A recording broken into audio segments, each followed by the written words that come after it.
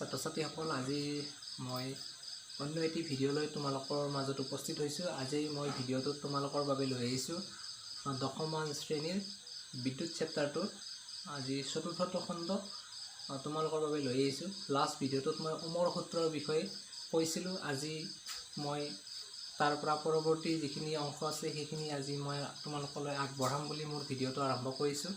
তো পোনপ্ৰথমতে মই যিসকল নতুন ছাবস্ক্ৰাইবাৰ আছে, নতুনকৈ মোৰ ভিডিঅ' চোৱা আৰম্ভ কৰিছে, তেওঁলোকলৈ অনুৰোধ কৰিছোঁ যাতে মোৰ চেনেলটো ছাবস্ক্ৰাইব কৰি দিয়া আৰু ভিডিঅ'টো ভাল লাগিলে লাইক কৰিবা, শ্বেয়াৰ কৰিবা আৰু কমেণ্ট কৰিবলৈ নাপাহৰিবা কিবা নজনা থাকিলে। ঠিক আছে, তো ভিডিঅ'টো আৰম্ভ কৰোঁ। লাষ্ট যিটো ভিডিঅ' আছিলে, ভিডিঅ'টোত মই তোমালোকক শিকাইছিলোঁ যে ওমৰ সূত্ৰ মতে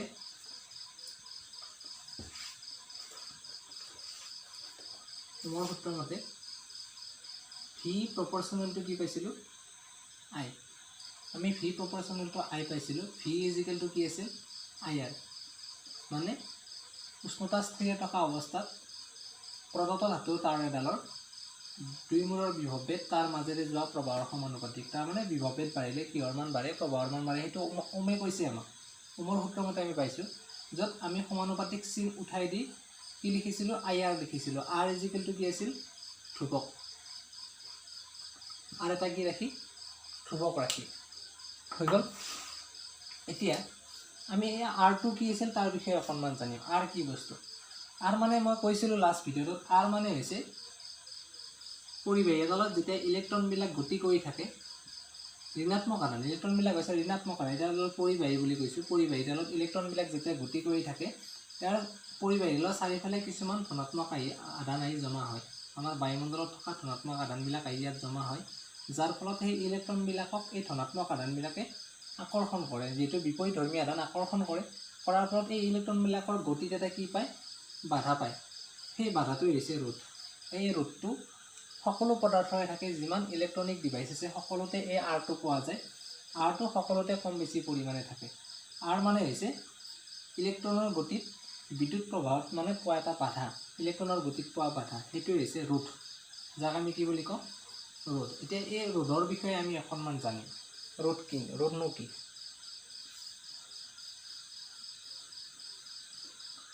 ৰোধ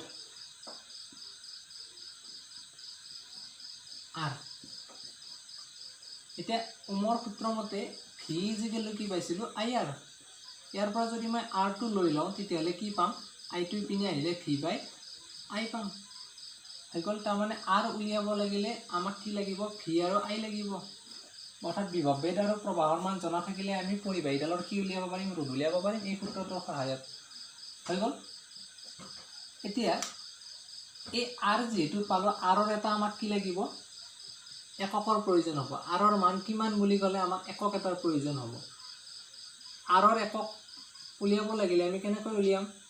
আৰৰ একক ইজিকেল টু, যিটো আৰ ইজিকেল টু ভি বাই আই, আৰৰ একক ইজিকেল টু কি কৰিম আমি? ভিৰ এককক আইৰ এককেৰে হৰণ কৰিম। এতিয়া ভিৰ একক আমি মনত পেলাওঁ, বিভৱভেদৰ একক আছিলে ভল্ট, ভি, আৰু প্ৰবাহৰ একক আছিলে কি? এম্পিয়াৰ। এ হৈ গ'ল। এইটো হৈ গ'ল ভি বাই এ। এই ভি বাই এটোকে এটা বেলেগ নাম দিয়া হৈছে, সেইটো হৈছে ওম। এই চিম্বলটো ইউজ কৰা হয়।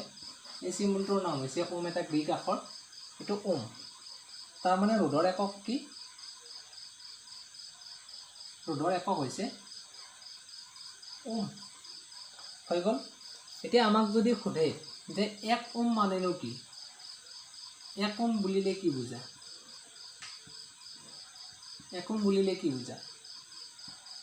এতিয়া 1 ওম হ'ব লাগিলে ইয়াতে যদি আমি বহুৱাই চাওঁ, এইটো যদি 1 পাব লাগে তেতিয়াহ'লে নিশ্চয়কৈ বিভৱভেদ 1 হ'ব লাগিব আৰু প্ৰবাহৰ মান 1 হ'ব লাগিব। তেতিয়াহ'লে 1ৰে 1ক হৰণ কৰিলে আমি 1 ওম পাম। ইয়াক যদি অকণমান আমি বুজাই লিখোঁ তেতিয়াহ'লে কি লিখিব পাৰোঁ? যে কোনো যিটো ওমৰ সূত্ৰৰ পৰা আহিছে, আমি ওমৰ সূত্ৰটোৰ মতে লিখিম যে উষ্ণতা স্থিৰ থকা অৱস্থাত প্ৰদত্ত ধাতুৰ তাঁৰ এডালৰ দুই মূৰৰ বিভৱভেদ যদি 1 ভোল্ট হয় আৰু তাৰ বাবে প্ৰবাহিত প্ৰবাহ যদি আমি 1 এম্পিয়াৰ পাওঁ, তেতিয়াহ'লে তাত সেই পৰিবাহীডালৰ ৰোধক কিমান হ'ব? 1 ওহম হ'ব আমি 1 ওহমৰ সংজ্ঞাটো তেনেকৈ দিব পাৰোঁ অৰ্থাৎ উষ্ণতা স্থিৰ থকা অৱস্থাত প্ৰদত্ত ধাতুৰ তাঁৰ এডালৰ দুই মূৰৰ বিভৱভেদ যদি 1 ভোল্ট আৰু তাৰ মাজেৰে প্ৰবাহিত প্ৰবাহ যদি 1 এম্পিয়াৰ হয় তেতিয়াহ'লে পৰিবাহীডালৰ ৰোধ কিমান হ'ব 1 ওহম হ'ব তাৰমানে এইডাল যদি পৰিবাহী হয় ইয়াৰ দুই মূৰৰ বিভৱভেদ ভি যদি 1 ভোল্ট হয় ইয়াত যদি আমি ভোল্ট মিটাৰ লগাই দিওঁ 1 ভোল্ট যদি ইয়াত দেখুৱায় আৰু এই বৰ্তনীটোত যেতিয়া এমিটাৰ লগাই দিওঁ তেতিয়া যদি 1 এম্পিয়াৰ দেখুৱায় তেতিয়াহ'লে এইডালৰ ৰোধ কিমান হ'ব আৰৰ মান 1 ওহম হ'ব বুজি পাইছা নিশ্চয় 1 ওহম হ'ব লাগিলে মানে বিভৱভেদ হ'ব লাগিব 1 ভোল্ট আৰু প্ৰবাহ হ'ব লাগিব 1 এম্পিয়াৰ কেতিয়া যেতিয়া উষ্ণতা স্থিৰ থাকিব আৰু ধাতুৰ তাঁৰডাল প্ৰদত্ত হ'ব লাগিব বেলেগ ধাতুৰ তাঁৰ হ'লে বেলেগ হ'ব হৈ গ'ল এইখিনি কথা এতিয়া আৰৰ লগত সম্পৰ্কিত আৰু দুটামান বস্তুৰ বিষয়ে আমি জানিম আৰৰ লগত আৰু কি জড়িত হৈ আছে এতিয়া এটা কথা আমি জানো আমাৰ যিবিলাক বিদ্যুৎ যোগান আছে আমাৰ ইলেক্ট্ৰিচিটি বৰ্ডৰ পৰা যিবিলাক বিদ্যুৎ শক্তি আমাক যোগান ধৰা হয় ঘৰুৱা ব্যৱহাৰৰ কাৰণে সেইবিলাকত সাধাৰণতে আমাৰ ভাৰতবৰ্ষত কিমান ভল্টেজ থাকে 220 ভল্টেজ থাকে এতিয়া সেই যিটো বিভৱভেদ ভিটো 220 ভল্টেজ আহে এই বিভৱভেদটো কিন্তু আমি সলনি কৰিব নোৱাৰোঁ কাৰণ উৎসৰ পৰা অলৰেডি আমাক যোগান ধৰি আছে 220 ভল্টেজটো আমি কম বেছি কৰিব নোৱাৰোঁ তাৰমানে আল্টিমেটলি ভি যদি কম বেছি কৰিব নোৱাৰোঁ আইটো আমি কম বেছি কৰিব নোৱাৰোঁ কাৰণ ভি যদি বাঢ়ে তেতিয়াহে আই বাঢ়িব ভি যদি কমে তেতিয়া আই কমিব প্ৰবাহটো কমিব এতিয়া ভিৰ মানটো যেহেতু সলনি কৰিব নোৱাৰোঁ এনেকুৱা কিবা ব্যৱস্থা আছে নেকি যাৰ জৰিয়তে আমি প্ৰবাহৰ মানটো কম বেছি কৰিব পাৰোঁ এনেকুৱা কিবা টেকনিক আছে নেকি যাৰ জৰিয়তে আমি প্ৰবাহৰ মানটো কম বেছি কৰিব পাৰোঁ আমাৰ ঘৰুৱা ব্যৱহাৰৰ কাৰণে কাৰণ সকলো সঁজুলি চলাবৰ কাৰণে প্ৰবাহৰ মানটো বেলেগ বেলেগ লাগে গতিকে প্ৰবাহৰ মানটো আমি কিবা কাৰণত যদি প্ৰবাহৰ মান বাঢ়ি যায় আমি কমাব পাৰিম নেকি বা প্ৰবাহৰ মান কমি গ'লে প্ৰবাহৰ মান বঢ়াব পাৰিম নেকি তেনেকুৱা কিবা ব্যৱস্থা আছে নেকি তাকে অকণমান জানো এতিয়া আৰ ইজিকেলটো কি আছিল ভি বাই আই আছিল মানে আৰ ইজিকেলটো ওমৰ সূত্ৰমতে ভি বাই আই পাওঁ এতিয়া আৰ যদি এইটো ভিৰ মানটো 220 ভল্টেজ আমি ফিক্সকৈ ল'লোঁ 220 ভল্টেজ ফিক্স কৰি ল'লোঁ তেতিয়াহ'লে আমি এইটোক যদি ধ্ৰুৱক হিচাপে ৰাখি দিওঁ আমি সমানুপাতিক চিন দিব পাৰোঁ 1 বাই আই বা ওলোটাকৈ যদি লিখোঁ আই প্ৰপৰ্চনেল টু 1 বাই আৰ লিখিব পাৰোঁ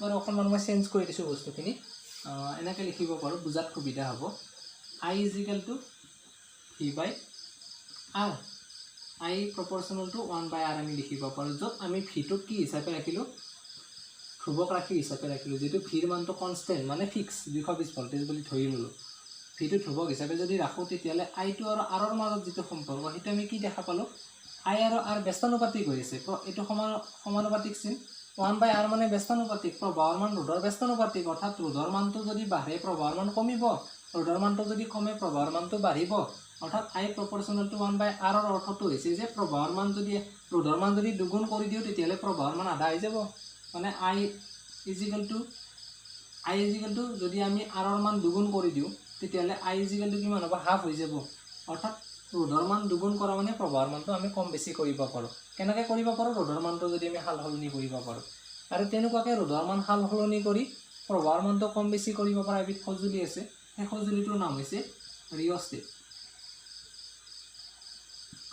বা পৰিৱৰ্তনশীল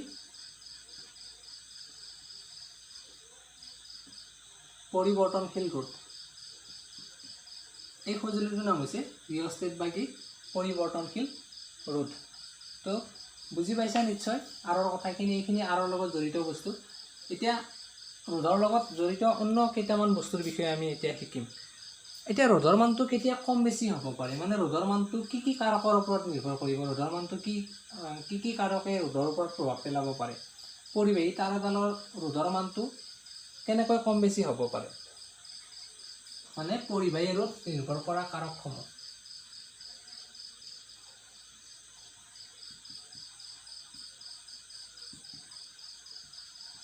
নিৰ্ভৰ কৰা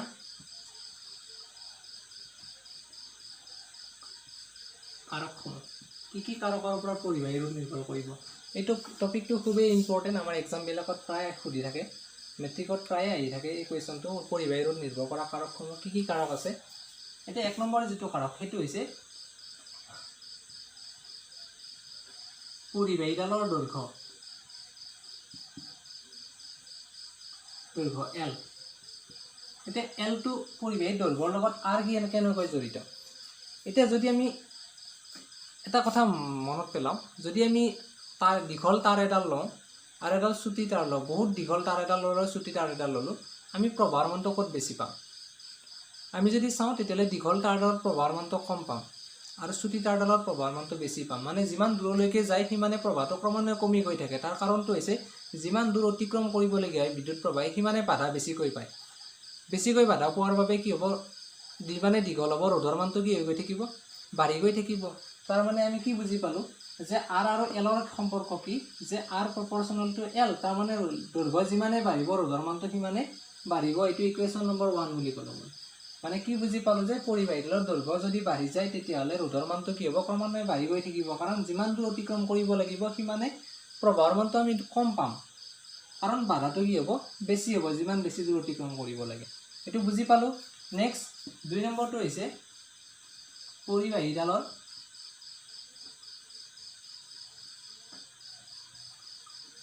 প্ৰস্থচ্ছেদৰ কালি এ এৰিয়া ওপৰত এতিয়া পৰিবাহীৰ প্ৰস্থচ্ছেদৰ কালি কি বস্তু এইডাল এডাল তাৰ আৰু এইডাল এডাল তাৰ এই তাৰডালৰ মাজৰ যিখিনি চকলটো এই চকলটো যদি চাই এই সেকশন এটা যদি আমি চাওঁ এই সেকশনটো কোনডাল তাৰৰ ডাঙৰ এইডাল শকত তাৰ এইডাল ক্ষীণ তাৰ এতিয়া শকত তাৰডালৰ প্ৰস্থচ্ছেদৰ কালিটো বেছি হ'ব কাৰণ তাৰডাল মোটা কিন্তু ক্ষীণ তাৰডালৰ প্ৰস্থচ্ছেদৰ কালিটো কম হ'ব এই বৃত্তাকাৰ যিটো চকল আমি সেকশন এটা যদি কৰি চাওঁ তেতিয়ালে এই চকলটো যিটো এৰিয়া এই এৰিয়াটো কি হ'ব বেছি হ'ব এৰিয়া বেছি হ'ব মানে তাৰডাল শকত হয় এৰিয়া কম হ'ব মানে তাৰডাল ক্ষীণ হয় এৰিয়া যিমানে বেছি হ'ব এই এৰিয়াটো যিমান বহল হ'ব সিমানে ইয়াৰ মাজেদি যোৱা প্ৰভাৱৰ হাৰটো বেছি হ'ব ফলত বাধাটো কি হ'ব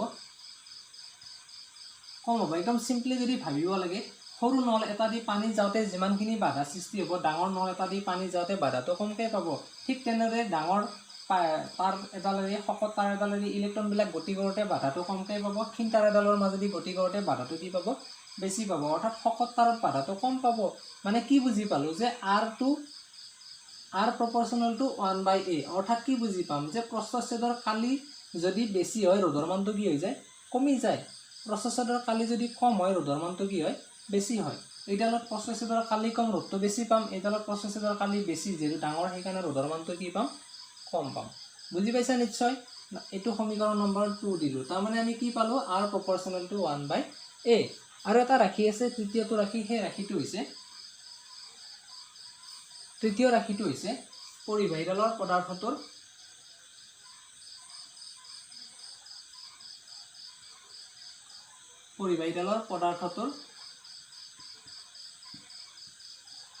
প্ৰকৃতিৰ ওপৰত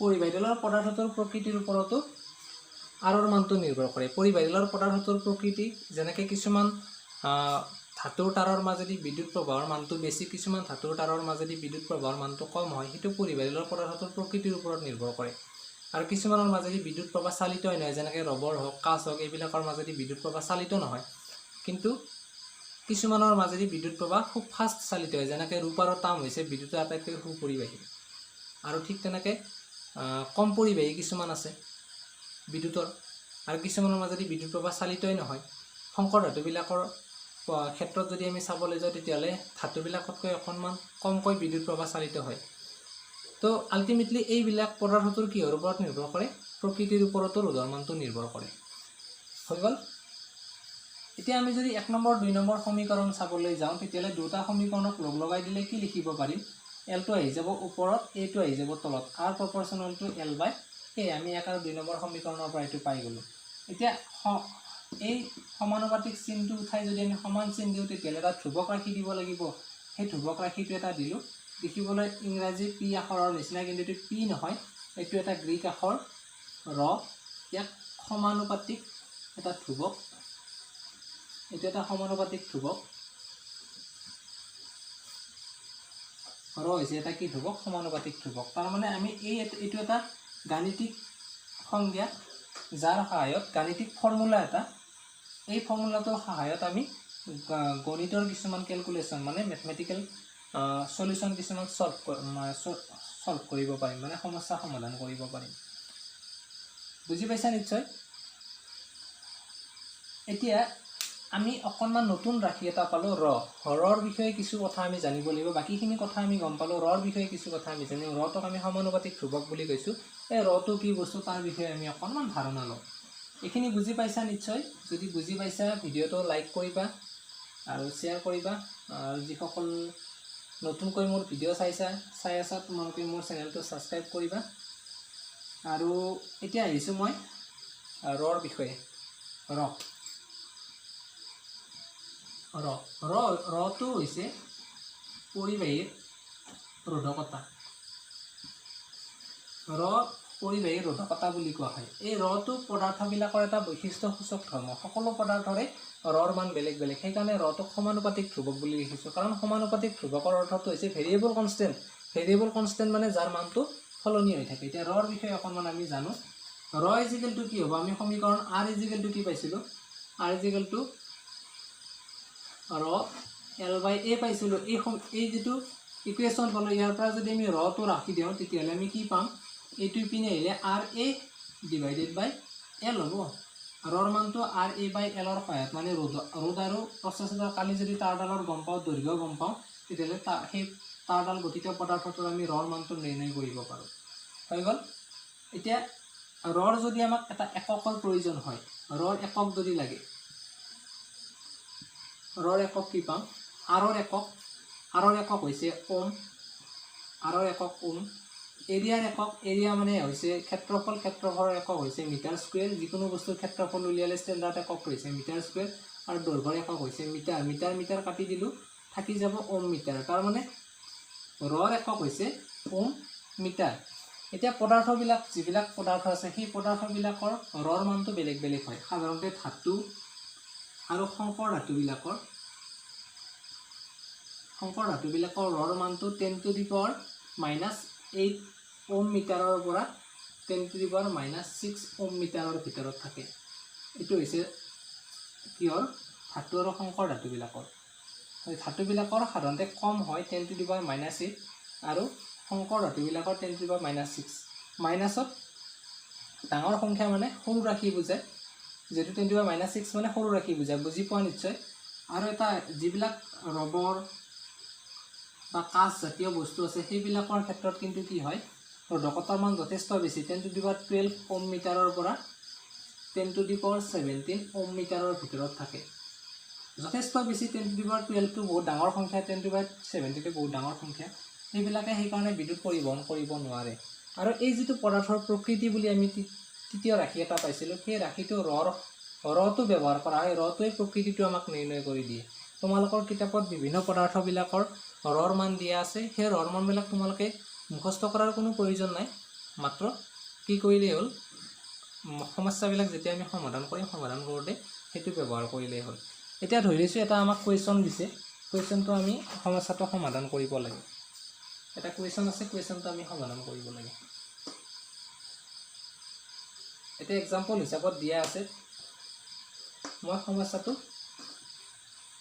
দেখুৱাই দিছোঁ। ইয়াতে 12.5 যিটো আমাৰ এক্সাম্পল দিয়া আছে, উদাহৰণ ইয়াতে আমাক দিয়া আছে 20 ডিগ্ৰী চেলচিয়াছ উষ্ণতাত 1 মিটাৰ দৈৰ্ঘ্যৰ ধাতুৰ তাঁৰডালৰ দৈৰ্ঘ্য কিমান? 1 মিটাৰ। মই অকণমান শ্বৰ্টকৈ লিখিছোঁ। তাৰপিছত এডালৰ ৰ'দ কিমান দিয়া আছে? আৰৰ মান 26 ওম। তাৰপিছত আমাক দিয়া আছে যদি তাঁৰডালৰ ব্যাস 0.3 মিলিমিটাৰ, তাৰমানে তাঁৰডালৰ ব্যাস D = 0.3 মিলিমিটাৰ। আমি উলিয়াব লাগে ৰোধকতাৰ মান উলিয়াব লাগে, ৰৰ মান উলিয়াব লাগে, ৰ = উলিয়াব লাগে। এইটো আমি মিলিমিটাৰত আছে, মিটাৰলৈ লৈ যাওঁ। যিহেতু 1000 মিলিমিটাৰত 1 মিটাৰ, গতিকে 0.3 মিলিমিটাৰক আমি 1000 যদি হৰণ কৰি এইটো হৈ যাব আমাৰ মিটাৰ। এইটো হৈ যাব 0.3 ডিভাইডেড বাই 10 কিউব লিখিব পাৰোঁ। এইটো 3/10 বাই 3 ইনটু 10⁻³ লিখিব পাৰিম। এইটো ওপৰত গ'লে মাইনাছ হৈ যাব, সূচকবিলাক যেতিয়া ওপৰলৈ গুচি যায় মাইনাছ হৈ যায়। এইটো 3 ইনটু আমি আল্টিমেটলি 10⁻⁴ এঘৰ আমি দশমিকত পিছুৱাই গ'লোঁ, গতিকে 10⁻⁴ মিটাৰ। এইটো হৈ গ'ল আমাৰ ডিৰ মান। আমি মিটাৰলৈ লৈ গ'লোঁ। এতিয়া আমি ৰ উলিয়াব লাগে। ৰ ইজিকেল টু সূত্ৰটো কি আছিল RA/L। এতিয়া আমি মানখিনি বহুৱাই দিওঁ।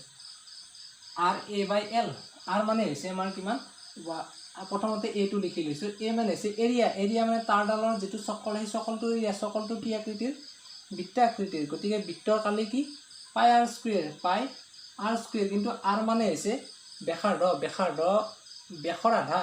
গতিকে আমি আৰৰ জেগাত কি লিখিব পাৰোঁ, D/2 হোল স্কুৱেৰ।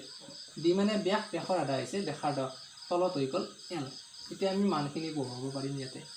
আৰৰ মান হৈছে আমাৰ 26 ইনটু পাইৰ মান হৈছে 7/22 ইনটু ডিৰ মান হৈছে 3 ইনটু 10⁻⁻⁴ ডিভাইডেড বাই 2 হোল স্কুৱেৰ। তলত এলৰ মান হৈছে 1। 1ৰ কোনো কাম নাই, কি থাকি যাব ইয়াতে, ওপৰত থাকি গ'ল আমাৰ 26 ইনটু থাকি যাব 22 ইনটু তলত আহি যাব 7, ওপৰত থাকি যাব এইখিনি আমি স্কুৱেৰ কৰি লওঁ। কিমান হ'ব, 3 স্কুৱেৰ কৰিলে 9 ইনটু সূচকত যদি আমি এইটো পূৰণ কৰোঁ 4 দুগুণ -8 আৰু 2 দুগুণ তলত কিমান হ'ব 4। তো এইখিনি হৈ গ'ল।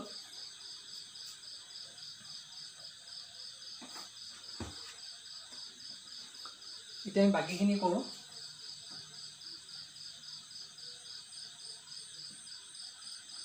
কিমান হ'ব এইখিনিত, তলত থাকিলে আমাৰ ওপৰত 26 ইনটু 22 ইনটু ইয়াতে থাকি যাব আমাৰ কিমান 9 থাকি যাব ওপৰত, আৰু থাকি যাব 10⁻⁸ তলত 4টো তলত আহি যাব 7 ইনটু 4। এতিয়া আমি ইয়াক কেঞ্চেল কৰি লওঁ। 2ৰে 2 বাৰ, 2ৰে 26ত 13 বাৰ, 2ৰে ইয়াতে কেইবাৰ যাব 11 বাৰ। এইখিনি থাকি গ'ল আমাৰ, এইকেইটা আমি পূৰণ কৰোঁ। 143 9 পূৰণ কৰিলে 9 3 গুণ 27, 9 4 গুণ 37, 37 2 38, 9 গুণ 9 3 12। তাৰমানে 13 11 আৰু 9 পূৰণ কৰিব লাগিব। 13 পূৰণ 11 পূৰণ 9 ইনটু 10⁻⁻8 ডিভাইডেড বাই 7। এইখিনি পূৰণ কৰিলে হৈ গ'ল আমাৰ 1287/7 ইনটু থাকি গ'ল 10⁻⁻8।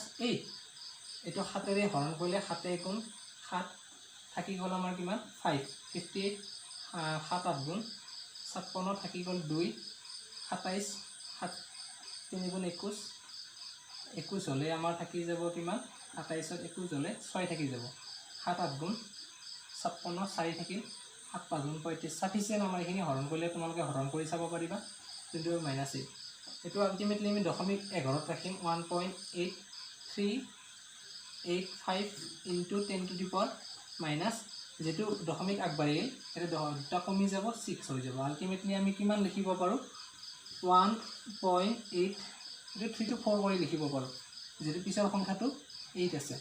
84 ইনটু 10⁻⁻6 এইটো একক হ'ব ওহম মিটাৰ। এইটো হৈ গ'ল আমাৰ এনচাৰ। এইটো হৈ গ'ল আমাৰ এনচাৰ। তো তোমালোকক মই আজি এটা সমস্যা সমাধান কৰি দিলোঁ। তো বুজি পাইছা বুলি আশা ৰাখিছোঁ মোৰ ভিডিঅ'টো। যদি বুজি পাইছা লাইক কৰিবা, শ্বেয়াৰ কৰিবা দেই মোৰ চেনেলটো, আৰু ছাবস্ক্ৰাইব কৰিবলৈ নাপাহৰিবা। Thank U.